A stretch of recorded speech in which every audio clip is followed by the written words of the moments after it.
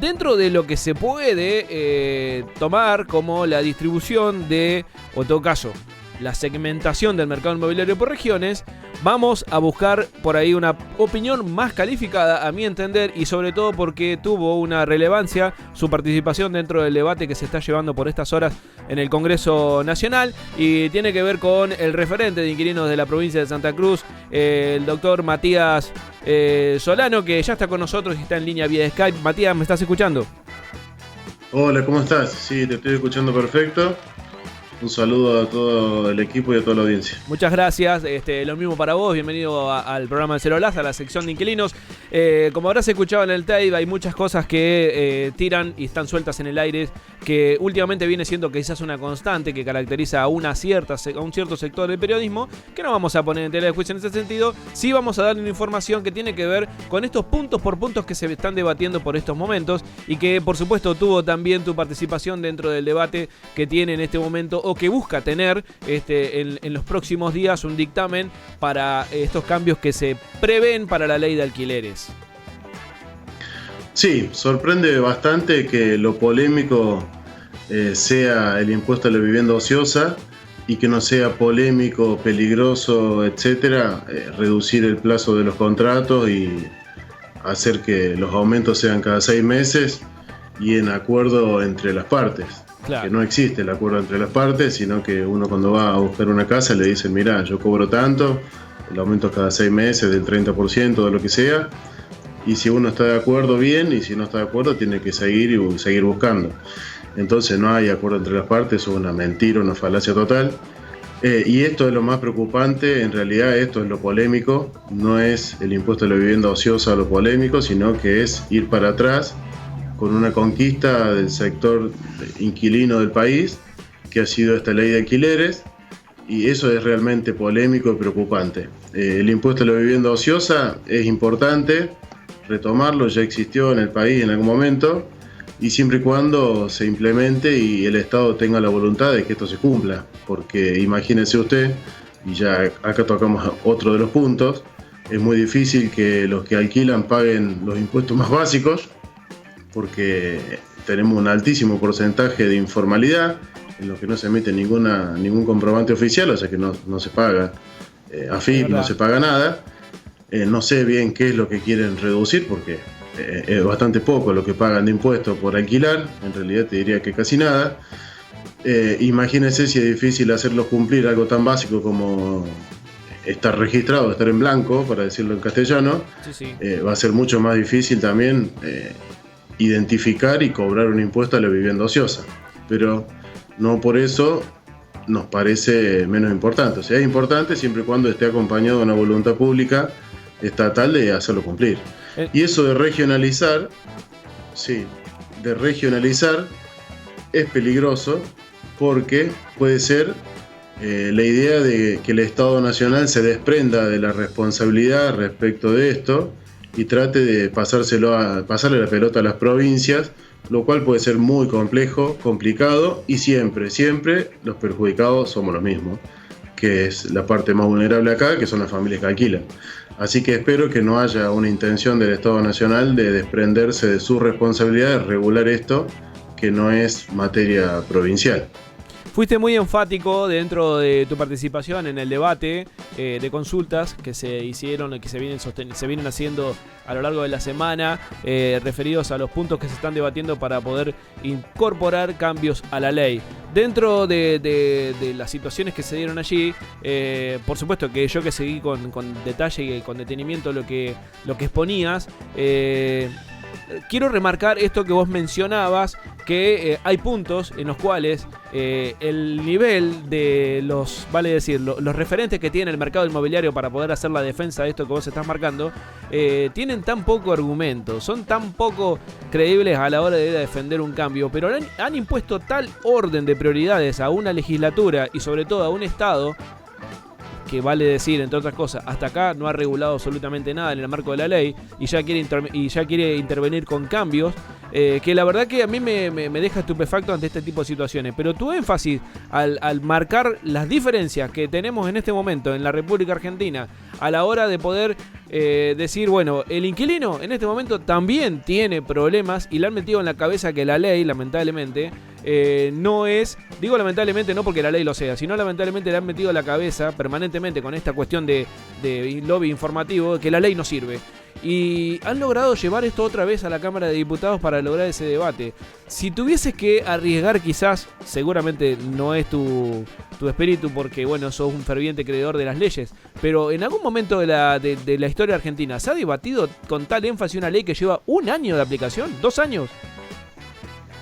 No, hasta donde yo sé, nunca se ha puesto en duda una ley a tan poco tiempo de haber sido dictada. Yo te quiero contextualizar ahí, porque recordemos la preocupación gigante del mercado inmobiliario, de todo lo que implica el mercado inmobiliario, la construcción, el gran poderío económico que esto significa, empezó en estado de alerta cuando el presidente dictó el decreto de necesidad y urgencia en la pandemia, reconociendo el acceso a la vivienda como un derecho fundamental y congelando los precios, bueno, todo lo que pasó con el decreto de necesidad y urgencia en el año 2020. Sí.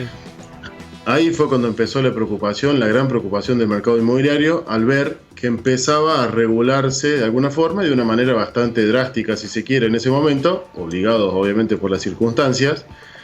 Y ahí, en ese contexto, fue que se apuró el tratamiento de esta ley, porque iba a ser menos agresivo, menos perjudicial que el decreto que prácticamente congelaba todo. En ese contexto se aprobó la ley con amplio consenso de todos los sectores políticos, con unanimidad en alguna de las cámaras incluso, y después se dieron cuenta de que en realidad la ley era bastante un avance en regular la materia y que era bastante beneficiosa para el sector que alquila. Es bastante beneficiosa para el sector que alquila porque avanza en regular cuestiones que no estaban reguladas y mejora esto del plazo y del aumento, que son los puntos que, si tuviste la oportunidad de escuchar, son los puntos donde más recae la preocupación del sector inmobiliario, de los propietarios, que son lo mismo. Entonces ahora han hecho tal presión porque tienen el poder para hacerlo, porque representan una buena parte del poderío económico del país y del mundo también. El mercado inmobiliario, la construcción, representa, no tengo los números exactos, pero representa un gran porcentaje del volumen de dinero que se maneja y de poder económico. Y esto ha hecho que otra vez estemos hoy discutiendo en el Congreso si esta ley hay que modificarla o no hay que modificarla, y han logrado instalar en buena parte incluso de los inquilinos de las inquilinas que la ley los está perjudicando, lo cual es falso, totalmente falso, y nos hemos encargado de decirlo las veces que hemos podido y lo repetimos. Esta ley es una mejora, obviamente que se puede ir más allá, se puede profundizar, es perfectible, pero de ninguna manera se puede ir para atrás, y esto tiene que ser lo preocupante para los comunicadores y para los que entienden la cuestión. Lo preocupante es esto, la idea de ir para atrás. No es preocupante la cuestión impositiva o el impuesto a la vivienda ociosa, claro. Eso no es lo problemático o lo conflictivo. El problema es ir para atrás. Lo que hay que hacer acá es, o por lo menos que quede como está en este momento, o avanzar, profundizar la protección del sector que hay que proteger. Así que bueno, esa es la situación que vemos hoy por hoy, y esto de la regionalización es preocupante también, porque podría ser una idea para desentenderse por parte del Estado Nacional y dejar a los inquilinos a merced de los gobiernos provinciales, lo cual es muy, muy complejo. Me quiero quedar con esto que mencionabas porque, por supuesto, que esa era la otra pregunta que te iba a hacer. En algún momento, antes de que se ingresara a debatir estos posibles cambios que se intentan instrumentar, se hablaba de derogación, se hablaba de dejarla suspendida por un paréntesis de 6 meses, una locura así, más o menos una cosa semejante. Algo que a cuentas claras no hace falta ser un entendido en la materia para ver que efectivamente quedábamos totalmente merced no solo del mercado, sino de todas las malas intenciones que está cargada este mercado para poder seguir acaparando mayor poder económico. Por eso es que de alguna forma bien viene a aclaración esto que nos estás mencionando. Y también preguntarte, Matías, dentro de lo que presentó el diputado José Luis Gioja, que es un proyecto alternativo para poder incluir algunas mejoras, ¿cuáles son los puntos que podés rescatar de ese proyecto?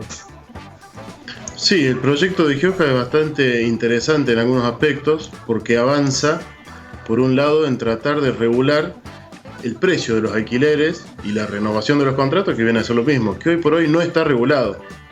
Y eso también es importante aclararlo, porque las inmobiliarias se quejan del índice, supuestamente porque perjudica al inquilino, lo cual es falso. Perjudica a las inmobiliarias, perjudica a los que cobran los alquileres, porque tienen que esperar un año para actualizarlo.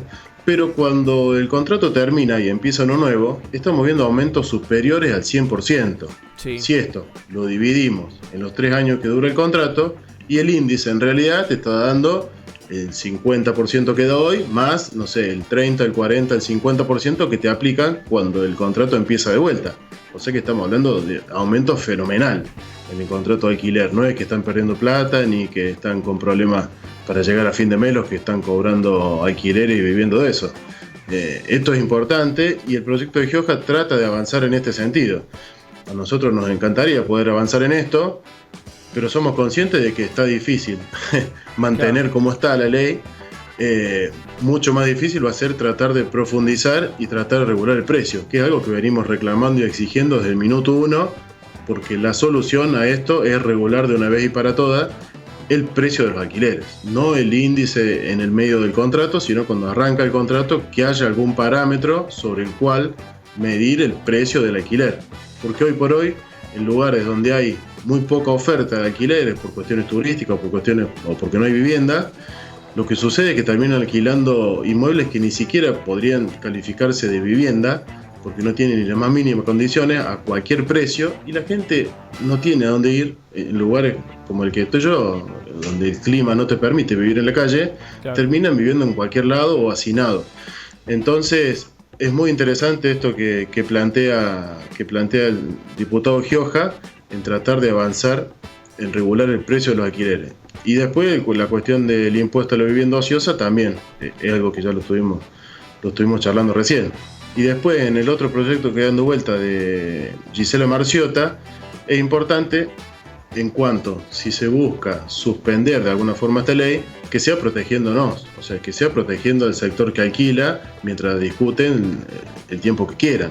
O sea, no podemos dejar sin efecto la ley, nos tomemos el tiempo para discutir una nueva y mientras tanto que se arme un desastre, una anarquía en la casa de todos los que están alquilando. Seguro. Vos sabés que también me lleva a preguntarte qué sucede con esto de que cada vez más, desde que tengo uso de razón, sobre todo después de lo que generó la última dictadura militar, las propiedades dolarizadas le han hecho un daño gigantesco a cualquier intención que tenemos cada uno de nosotros de poder hacernos de nuestra vivienda propia, ya sea por cuestiones hipotecarias o por alguna cuestión que uno pueda ir construyéndose. Pero bueno, también en este contexto, como lo ha mencionado muchas veces también Gervasio Martín, donde vos tenés un país con un 40 y pico % de pobreza, claramente ese 40 y pico % de pobreza o le queda alquilar o vivir a las buenas de una protección del Estado en cuanto a la vivienda. ¿Cuánto perjudica que nosotros sigamos teniendo la vivienda dolarizada en este país? Perjudica muchísimo porque además la rentabilidad que se pretende del alquiler está pensada en dólares y en el valor que ese inmueble tiene en dólares. O sea, yo tengo un capital en dólares puesto en alquiler, quiero sacar un alquiler que sea, digamos, atado, digamos, que esté referenciado en ese valor en dólares, lo cual es una locura. Y llega al extremo que en algunas ciudades del país ya se ofrecen los alquileres en dólares, no en pesos, lo cual debería estar terminantemente prohibido y sancionado. Y hay uno de los proyectos, no me acuerdo si es el de Gioja o el de Marciota, que habla de este punto y impone una multa bastante importante sobre quienes ofrezcan los alquileres con valores en dólares, lo cual es descabellado totalmente, porque inaccesible además. Seguro. Pero bueno, termina sumando a digamos, este proceso discriminatorio que hay en el acceso a la vivienda. No solamente no estamos garantizando el acceso a la vivienda de las mayorías, sino que cada vez lo estamos haciendo más selectivo y termina siendo un lujo el hecho de alquilar. O sea, estamos llevando a un extremo en el que alquilar una casa más o menos en condiciones termina siendo un lujo. Estamos llegando a un límite en el que vamos a terminar explotando, digamos. Tenemos que empezar a limitar estas cuestiones y a preocuparnos realmente, porque estamos hablando de millones de personas, no son 30.000, como decían por ahí los profesionales inmobiliarios que tienen problemas con esta ley, sino que estamos hablando entre 9 y 10 millones de personas que vamos a tener problemas si no empezamos a poner algunos límites y hacer aplicar la ley que ya está como mínimo. Es y si no, mejorar. Es gigantesco el volumen de dinero, por supuesto, que se mueve dentro de esos 9-10 millones que acabas de mencionar, comparado con lo que puede llegar a acaparar el mercado de la construcción, el mercado inmobiliario, porque es una aspiradora literalmente de toda esa base de recursos que se destinan para poder vivir en un techo digno, como quien quiere mencionarlo. Digamos, si lo cuantificás, seguramente esa proporción de las mayorías donde vuelca su dinero, que lo hacen esta chupadora de pesos para transformar en dólares que es el mercado inmobiliario, claramente necesita una regulación del lado que lo cobre, no del lado que tiene que pagar lamentablemente las consecuencias de esta situación. La verdad, Matías, para nosotros tus puntos de aclaración son más que evidentes y necesarios, y técnicamente te agradecemos estos conceptos. Por supuesto que volveremos a convocarte para cuanto novedad vaya surgiendo. Imagino que en la provincia de Santa Cruz también sufre una suerte similar a lo que está sucediendo en todo el país con los inquilinos, porque esto es algo, si hay algo que tienen los inquilinos federalizados, no son los derechos y privilegios, sino las consecuencias del mercado inmobiliario.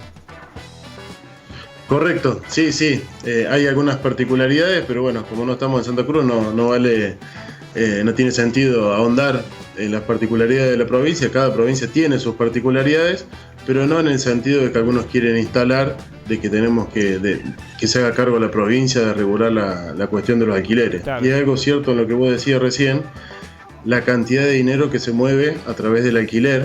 Hoy estamos hablando de que más o menos el 50% del salario, para decir algo en general y más o menos un promedio, el 50% del salario se está yendo en pagar el alquiler. Si al menos hubiera voluntad del Estado en que esos alquileres estuvieran debidamente registrados y cobráramos aunque sea el IVA o mínimamente los impuestos, y ese mismo dinero se podría reinvertir en inmuebles para poner en alquiler, como sucede en otros lugares del mundo, que hay inmuebles públicos en alquiler, y estaríamos buscando algunas soluciones al problema de fondo que hay acá. Claro, tal cual. Que es el acceso a la vivienda. Tal cual. Te agradecemos estos minutos de comunicación, sobre todo para un día jueves como hoy, que seguramente será un jueves de descanso, pero bueno, viste cómo es esto, la información siempre está a la orden del día, y agradecemos muchísimo tu tiempo también, Matías. Gracias a vos, y aprovecho para agradecerle a Fabi Happel de La Pampa, que me cedió este espacio, a Gervasio Muñoz también y a todos los integrantes de la Federación. Un saludo grande también a los integrantes de la Federación Nacional. Señores, el doctor Matías Solano, abogado referente de Inquilinos Santa Cruz, pasó por el aire de Cero Las en la columna de Inquilinos Saner.